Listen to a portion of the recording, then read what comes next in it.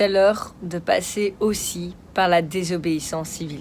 Pourquoi se mobiliser contre Total et contre en général toute l'industrie de l'extraction des énergies fossiles ? Parce que les inégalités sociales qui sont le résultat de cette crise qu'on vit maintenant sont tout à fait inadmissibles et l'hiver qu'on va avoir maintenant, c'est intenable. Il y a une indécence terrible à voir un accaparement des richesses par certains. Total fait partie de ces grandes organisations prédatrices occidentales qui considèrent la terre à la fois comme une ressource et comme une poubelle. Ces dirigeants ne semblent concernés que par la hauteur des dividendes de leurs actionnaires. Dès les années 50 et 60, ils avaient demandé leur propre étude scientifique pour connaître l'impact de leur industrie sur le climat. Et puis, qu'est-ce qu'ils ont fait ? Ils ont choisi de mettre ces études dans un tiroir et ils ont financé avec des millions de dollars un lobbying intensif pour mettre le doute dans l'esprit des gens sur la véracité de ces rapports scientifiques.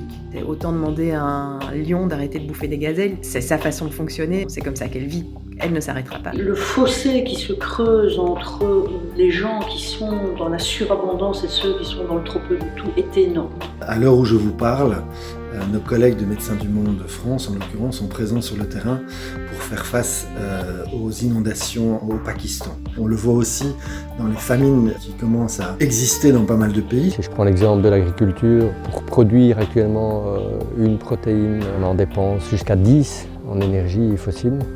C'est absurde, c'est totalement criminel. Nous savons tous ce que Total Energy est en train de projeter pour l'Ouganda. C'est une catastrophe socio-écologique. Des paysans chassés de leurs terres et des milliers d'espèces menacées. Que de rêves, que de vies, que de familles détruites. On n'a plus de progrès grâce au pétrole.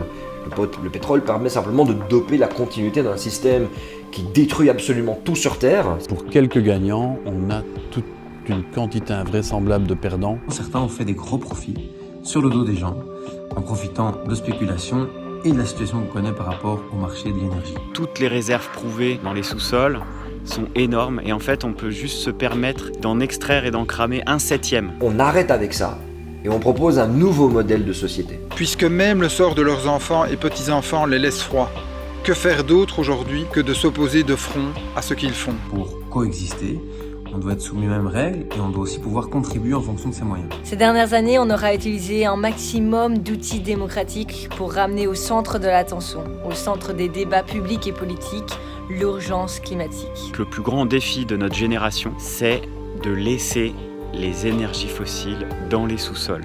On voit que très peu d'actions de la part à la fois des politiques, mais aussi de ces entreprises qui, au contraire, continuent à enregistrer des profits records. Il est temps de passer à l'étape suivante, il est temps de passer à la désobéissance civile. Il faut que nous nous mobilisions, que les citoyens soient dans la rue, protestent avec une désobéissance civile non violente pour faire pression sur les compagnies, sur les gouvernements, sur les banques. Les grands acquis sociaux, les grands acquis au niveau de nos droits humains les plus essentiels ont toujours été obtenus quand les citoyens se sont mobilisés. On l'a vu avec l'apartheid, on l'a vu avec l'esclavage. Et donc, à un moment donné, des citoyens en quête de justice doivent braver la loi pour dénoncer un pouvoir disproportionné. Et c'est aujourd'hui un droit absurde qui est celui de s'asseoir où on le souhaite dans un bus, qu'on soit noir ou blanc.